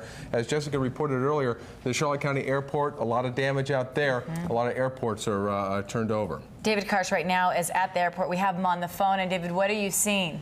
Well, I'll tell you what, the airport, which has become the makeshift EOC building, we were evacuated about 1:40 there, taken into the main lobby of the airport, and it's the only building that has remained intact. Almost every building, in fact, has been destroyed. Every plane has been destroyed. We were looking out the window. There's most of the building is has been boarded up except 2 windows, and we were watching as 100 yards from us, these Cessnas, there are about 6 of them on the runway, each one just picked up like a toy. Some slammed into the building. Some have disappeared. It's Wayne Saladay just calls it a total catastrophic situation up here. The first response team, they just left about 5 minutes ago. These are going to be the first police and firefighters on the scene to assess the damage. But it is surreal up here, as I'm sure is with several other places around the area. David, how many planes are we talking about up there? Well, there were about 8 of them on the runway. And when we got here, we said, are they going to hold? Because they were about 100 yards from the window. And one of the gentlemen who works here said they're held together by a rope that can withstand a 90-mile-per-hour wind. So we got nervous because we were expecting winds, and we received winds that far surpassed that. So about 4:30, the plane started shaking. We knew trouble was coming, and one by one, they were picked up. Some slammed into the building, some destroyed other hangars, and some have utterly disappeared. All right, David, what's the weather like right now? I mean, you're still experiencing some of the winds and some of the heavy rain? There's a little bit of wind now. Most of the rain has stopped. People are leaving the buildings now. We were inside this building with some deputies. They got geared up, and they left. But they're urging people, as everyone in the county, not to leave their house or their apartments to assess the damage, because it is a dangerous scene out there. Just where I'm looking, I see down power lines. I see destroyed cars. So the EEOC people up here are warning everybody not to leave their homes. It's very urgent. David, that's such good advice. We thank you so much for that report. We look forward to seeing pictures as well when you can get some video and send it down. We told you earlier, it's so dangerous. It was so dangerous on the roads. We're getting reports of our first fatality because of Hurricane Charley. One person killed in a car accident on I-75. We're told in Punta Gorda, was on I-75, went off the road and hit a tree. Now, we're not exactly sure when this fatal accident happened, whether it was before the eye of the storm arrived in Punta Gorda, or was it afterwards? That's some of the information that we're trying to get, but obviously the message rings clear. Please, please, please be careful when you're out there driving. Still not safe. You know, it's still not safe to get out there. Let's wait for the storm to pass. We do have Governor Bush coming into town. We have a lot of people coming on our way to help us out when the need arises. Right now, Heather Turco is at the Emergency Operations Center in Lee County, and she has an update for us. Heather. Hi, Jessica, too. The man to talk to I have right here with me when it comes to damage and property around the area of Lee County. Ken Wilkinson, Lee County Property Appraiser.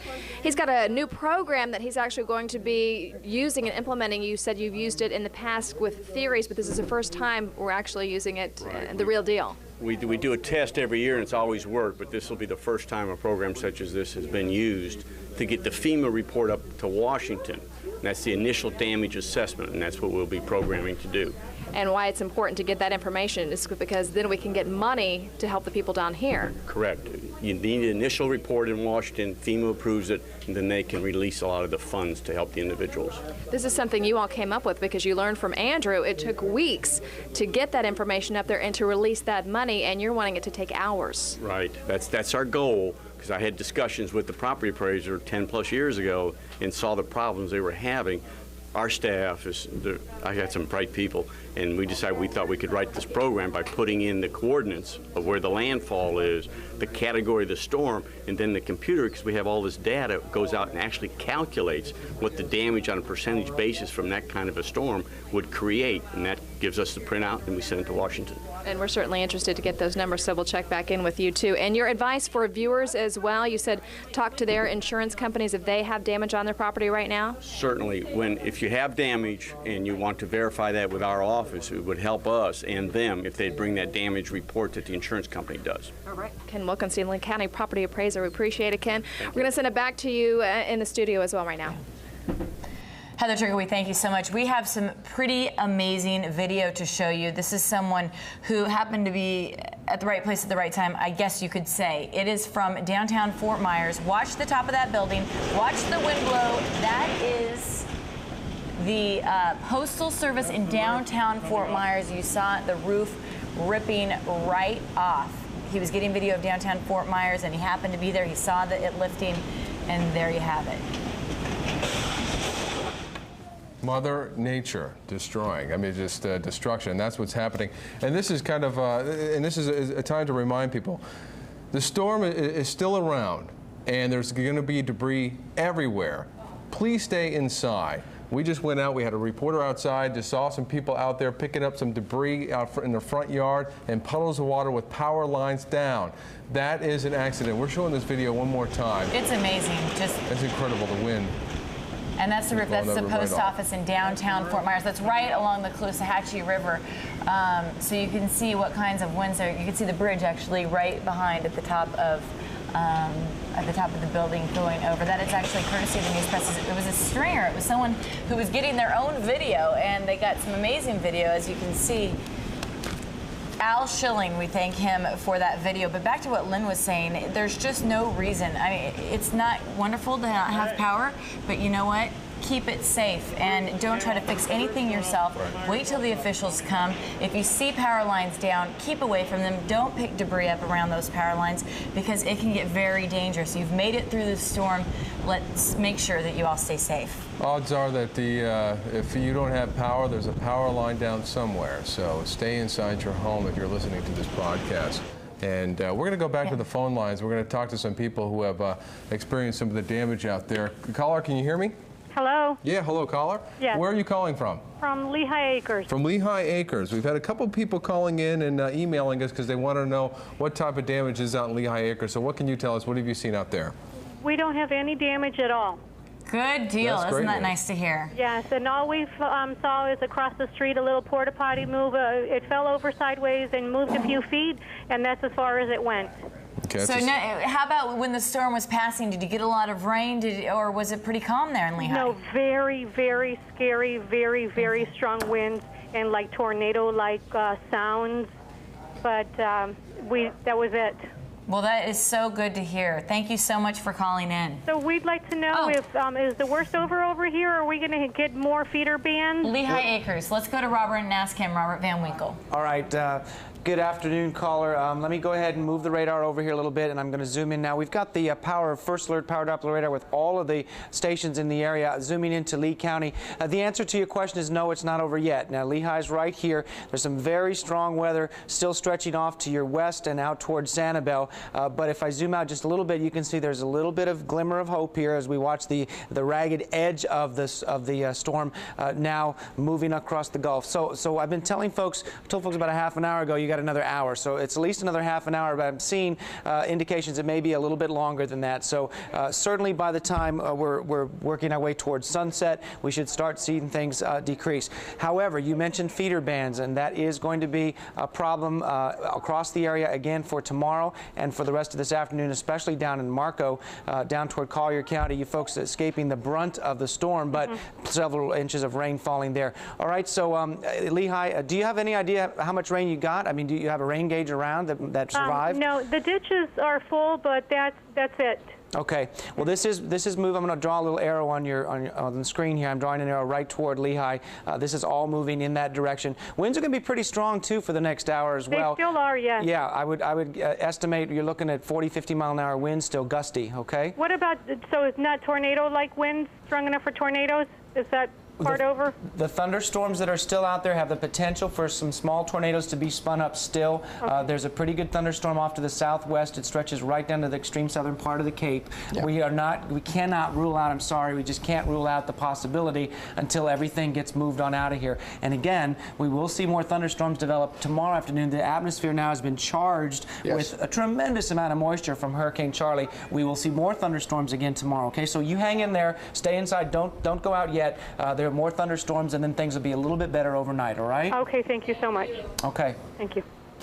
Thank you, caller. And this is a good time to remind people we're taking your phone calls. But you know what? You can also send us pictures. If you have like a digital camera, you're taking some pictures, you have something outside on your front lawn or in your driveway, take a picture and email it to us. And we have two of the websites here. We have nbc-2.com. You can email us there, or abc-7.com, and we'll air some of those pictures on the air. The address now is hurricane@nbc-2.com or hurricane@abc-7.com. Hurricane@nbc-2.com or hurricane@abc-7.com. And I have to say, we've gotten a lot of emails because we're really trying to keep these sites up to the second, and we're doing that. So if you want to log on, you can get a lot of information online. We want to show you some video that we're getting from downtown Fort Myers, I believe.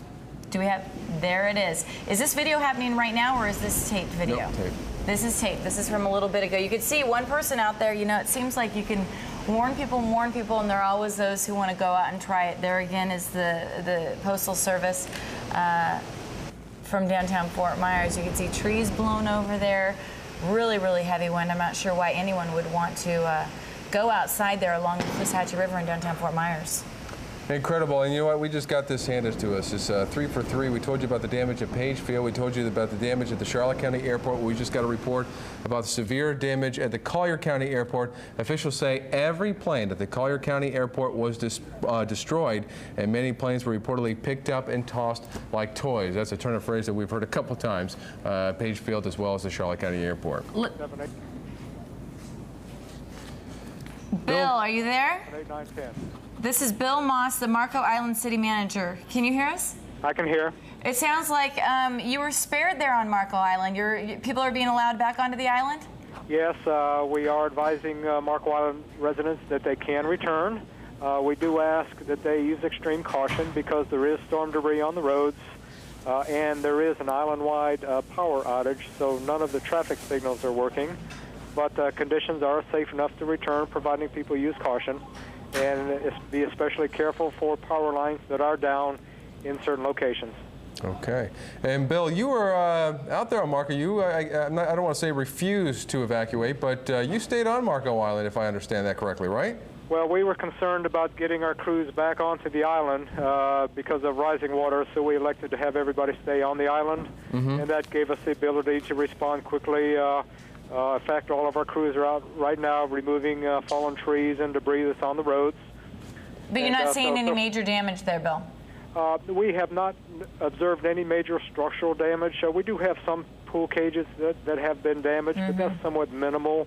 So all in all, things have gone very well here. All right. All right. Bill, thank you very much for calling in. We appreciate it. And just a reminder that it's great that they have some of the emergency crews out there already cleaning up the mess. A reminder, that means people can stay inside their homes. People are going to get to your home and clean up that mess for you because they know what they're doing. And it may take a while. We have to be patient. I think I heard Jim Reef say 6 weeks for... Well, we don't know that for sure. No, not that. No, not this one.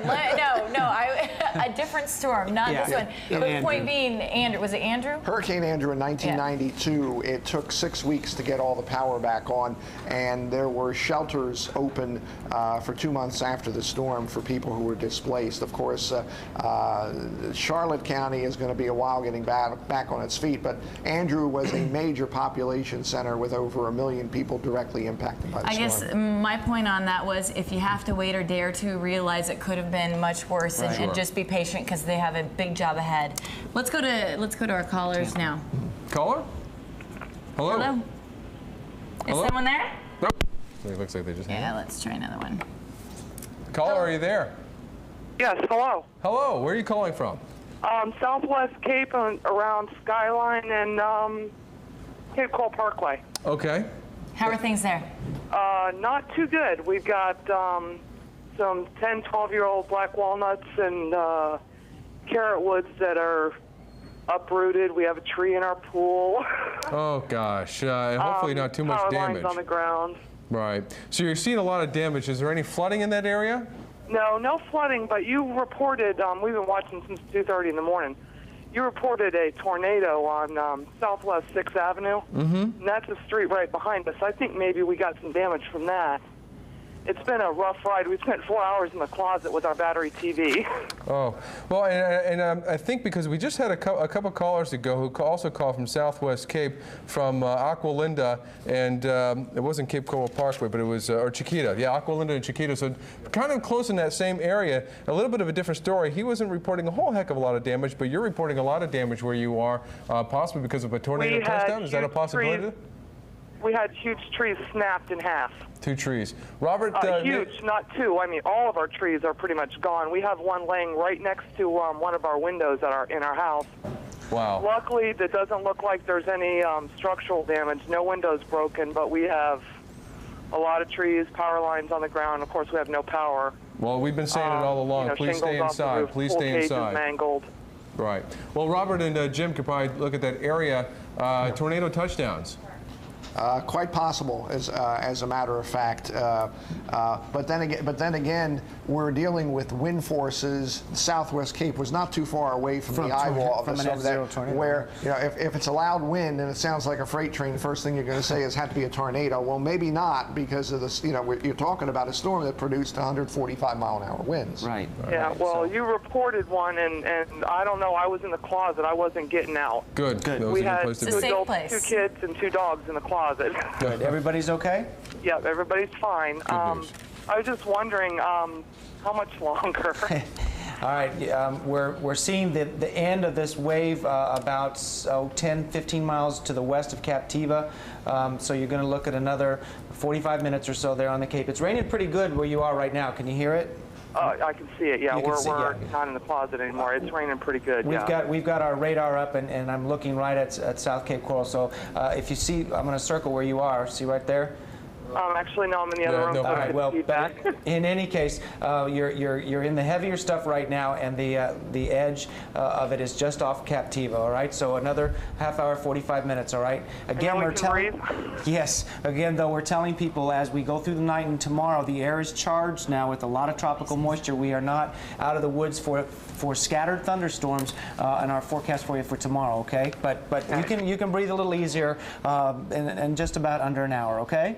Okay, thank you so much. Yeah, good luck. Just wanted to let you know, too, in Sarasota County, where there was some damage as well, county officials have not lifted the evacuation order in that area. We're told they're having a meeting at 6:30, which is just about right now, to determine when they're going to allow everyone to come back and when it's actually safe to do that. So once again, Charlotte County, the evacuation order still has not been lifted. We're still getting some damage coming in on our computer here, but we're going to go back to our calls and see what other people are saying out there. Caller, can you hear me? Caller, can you hear me? Hello? Yeah, hello. Where are you calling from? I'm in Fort Myers. In Fort Myers. On Summerlin and Gladiolus. Ooh, what are you seeing there? Yeah.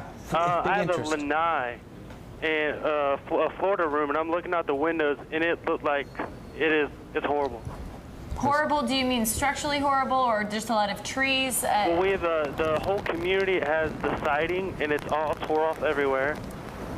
And we also have almost every tree in the development is laying on the ground. Is this the new development that's at Gladiolus and Summerlin? No, this is Summerlin Woods. Summerlin Woods. Are those condos? Yes. Okay.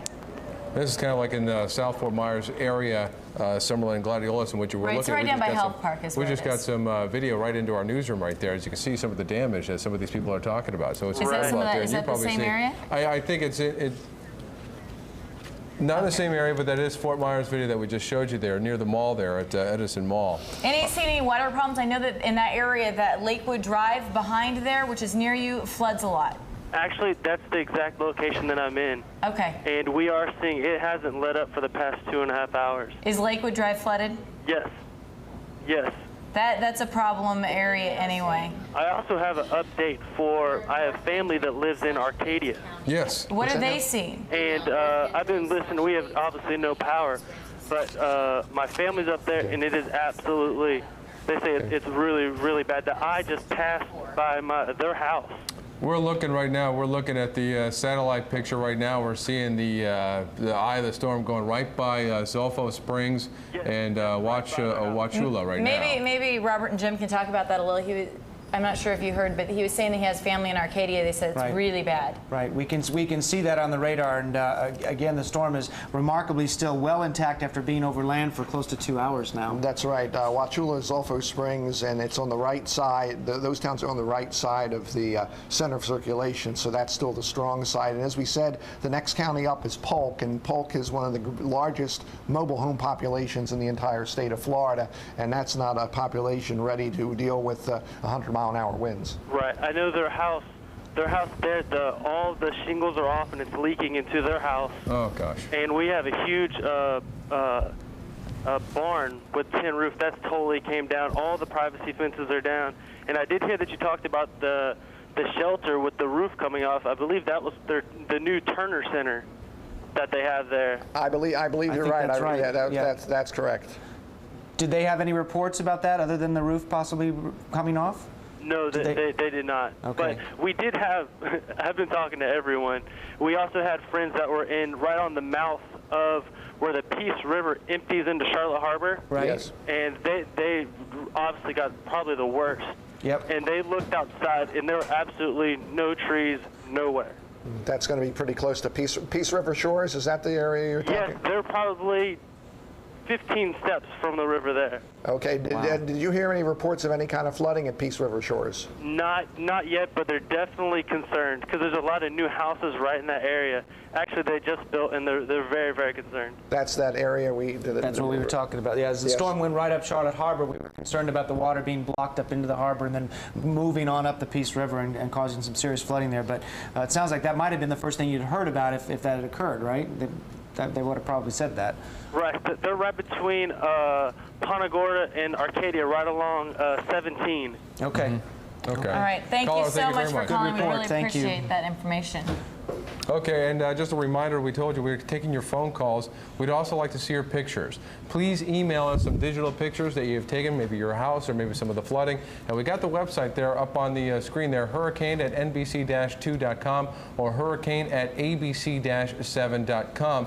And if you email us your pictures, we will air them just to kind of give people an idea, because we really want people to stay in their home. So if we can provide the pictures from here, and for those who still have the power, then you know, obviously we'll be providing that service just so you can see what's happening out there. And for those who are getting us by radio, we're just going to have to describe it from where we're sitting. Let's take another caller. Good evening. How are you tonight?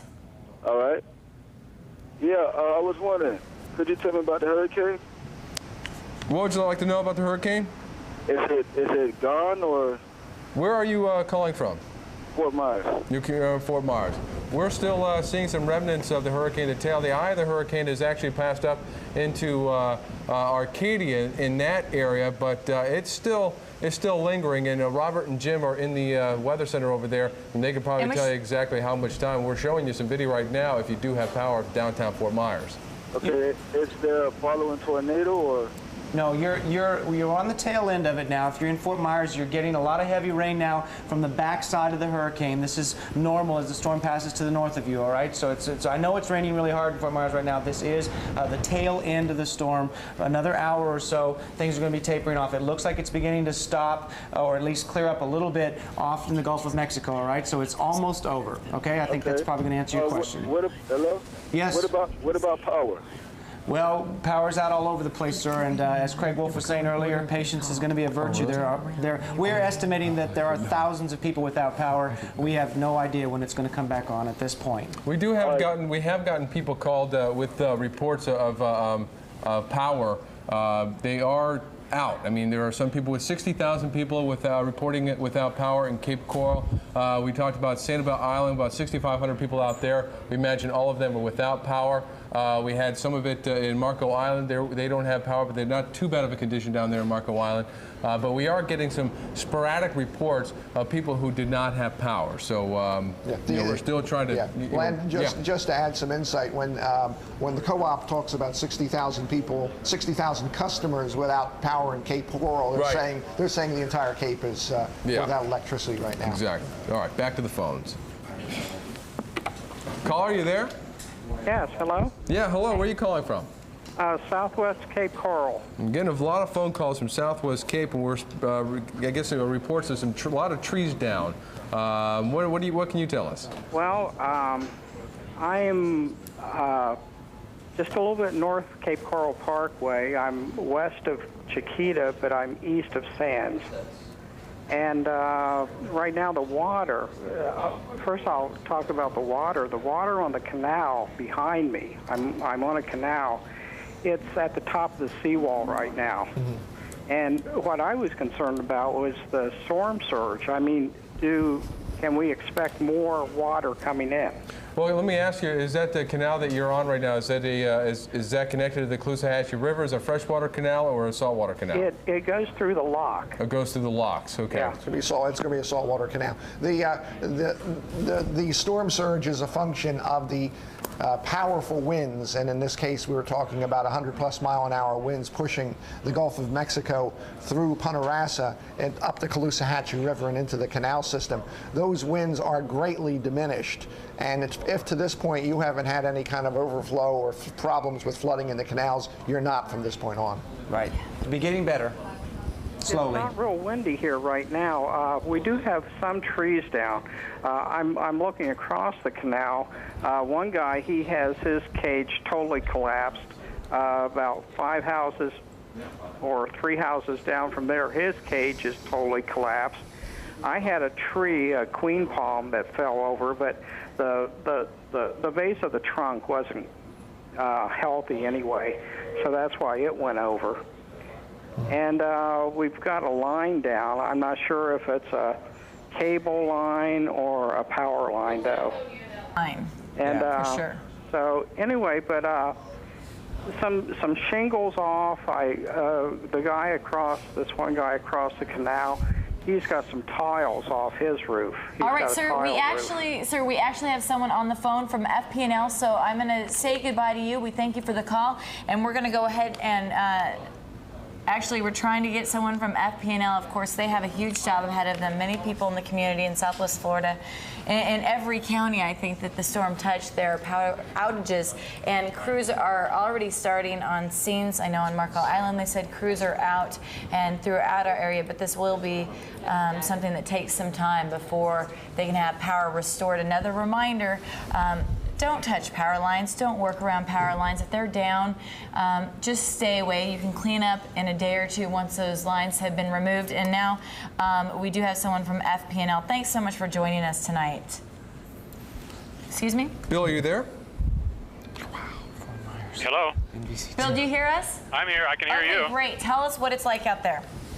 Well, you guys are closer to the situation than I am, but it's looking like we're getting an awful lot of customer outages in that area. We expect the number to continue to grow through the night before the storm exits on the other side of the state. We're already looking at approximately 351,000 customers statewide, of which the majority are in Lee and Charlotte and Collier counties. And when, as far as crews, do we know when crews, we heard on Marco Island they're already beginning to go out. I'm not sure if that's FP&L or not. Do you know when crews are going to start going out and assessing the damage? Our crews can't go out and start assessing damage until the storm wind has died down and it's safe for them to go out and do that. I would imagine tomorrow morning at dawn we will have people start doing both walking the lines and checking for damage to our facilities. We'll also be flying helicopters to check the situation over. From that, we will then put together a restoration plan, and in some cases, it may be a rebuild plan if the damage is so severe. So we're talking quite a bit of time, quite possibly. I'm sorry, I didn't hear that. You're talking quite a bit of time. I mean, several days. People. That's probably one of our biggest questions from people. We're taking phone calls. Is when are we going to get our power back? Well, that is a good question. I know everybody wants to know that. It's going to take us a day or two to do the assessment completely, and then we will be bringing crews to assist. We have crews right now who are cleaning up damage in Dade, Broward, and Palm Beach County. We'll be bringing those over. We'll also be bringing crews down from out of state. We've had crews coming our way from as far away as Texas and Louisiana to help out. So fantastic. We will have a lot of crews be able to put them to the test, but it may take a while. We're going to be looking at severe flooded areas that we can't even get into. Our best suggestion is to plan for at least a week or more. Oh, gosh. Okay. Well, Bill, I have a question for you because you reported 351,000 customers without power across the state of Florida. That's now, we've correct. gotten a couple people, like some people from Collier County who still have power, remarkably, and a lot of people in Cape Coral who don't have any power. Can you give us a breakdown of who in Southwest Florida from Collier County, Lee County, Charlotte County, even out in Henry, who still has power and who doesn't? No, I really don't know. I can't tell that from here. You can't tell that? No. Okay. All right, patience is a virtue, I think, is the moral of this story as far as the power goes for people. We've really been trying to hammer this home to people, but since you're with FP&L, just talk about the dangers and how people really need to keep away from any power lines that could be down around their homes. Oh, safety is certainly one of the most important issues that your customers, our customers, your viewers need to be paying attention to right now. They should treat every downed wire as though it were energized. Many times it's difficult to tell the difference between a cable TV wire, a telephone wire, or an electrical wire, and we don't want customers, our customers, coming in contact with energized wires. If they see one down, we want you to please call 1-800, the number 4, and the word outage, O-U-T-A-G-E, and report the wire so that we can send crews to those locations and take care of any energized wires that might be down. All right, Bill, thank you so much. That's 1-800-4-OUTAGE.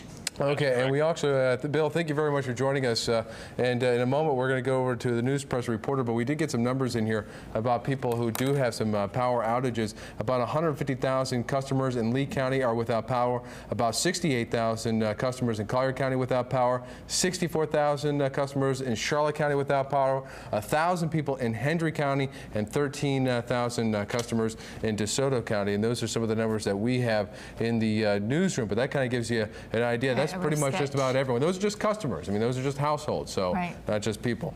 Let's go now to Chris Wadsworth from the News Press. He has some information on federal disaster relief. Chris. That's right. The news press has confirmed, according to White House spokesman Scott McClellan, that President Bush will allow Florida counties to qualify for federal disaster relief funds. Officials are confirming that this is the most powerful storm to hit Florida, as we've been hearing all day, since Hurricane Andrew back in 1992. It's estimated that Charley is going to cost insurers more than $15 billion. To that end, once again, McClellan is confirming on behalf of President Bush that they will declare many counties in Florida, and including our area, as federal disaster areas. That would allow federal disaster relief funds to start pouring into the area. Also, on a federal note, we should note Federal Emergency Management Agency teams are ready to start pouring into our area to start providing relief, and emergency crews are stationed up in Georgia and points north, and they are ready to get on the road and start coming down here as soon as things die down a little bit to come in and start providing that type of federal relief. So both from the President and from FEMA, we have some relief headed down here to Southwest Florida. Back to you over at the desk. All right, Chris, thank you very much. And we were talking about how much this could possibly cost, and of course it's too early to really say. They had initial reports, and that's when they thought it was going to Tampa, that it could be $10 billion, $15 billion. What the governor was saying earlier in a press conference, what made it seem it might be a little bit less than that, being that it didn't hit that central area of Tampa that's a little more dense population. The number for FP&L, once again, is at the bottom of your screen if you're on the listening to the radio. 1-800, the number 4 outage. Okay. And right now we're going to go back to the phones and assess some of the damage that's happening in Southwest Florida. Caller, can you hear us? Caller, can you hear us? Yes. Where are you calling us from? Naples. Naples. What are you calling to tell us? I'm trying to get any other information regarding what is in town, what has happened. What is in town? What has happened? Well, we've had some damage. Well, in the Marco Island, which is south of you in Collier County there, they weren't reporting a whole lot of damage, a little bit of power outage. About 60, I think we reported 64,000 people in Collier County do not have power.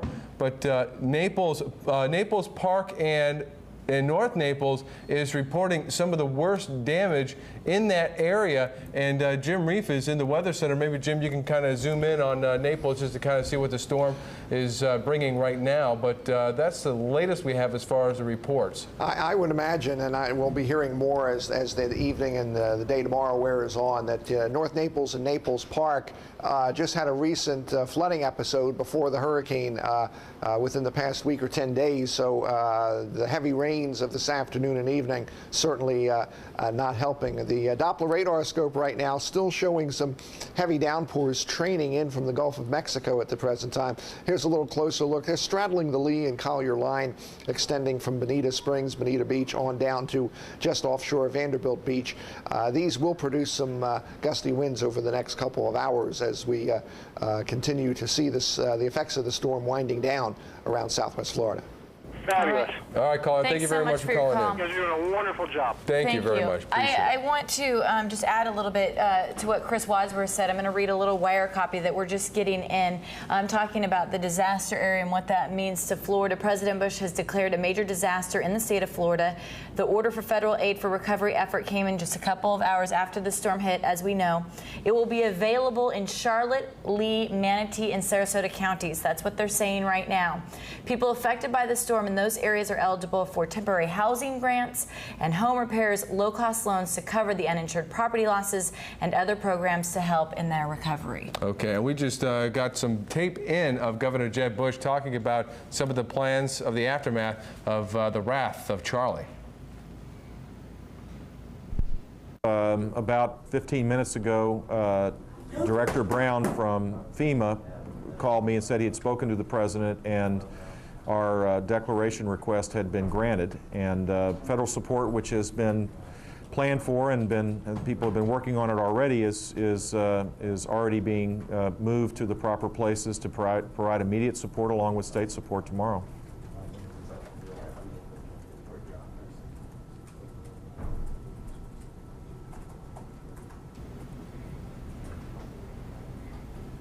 We've only, in conversations with the local emergency operations centers, we have heard of accidents based on damage done to homes or roof collapsing, but no fatalities that I'm aware of. A child overdosed taking her mom's medication in the middle of the storm. Those are the two incidences that I'm aware of, but we'll have a lot more information later on tonight and better yet tomorrow morning.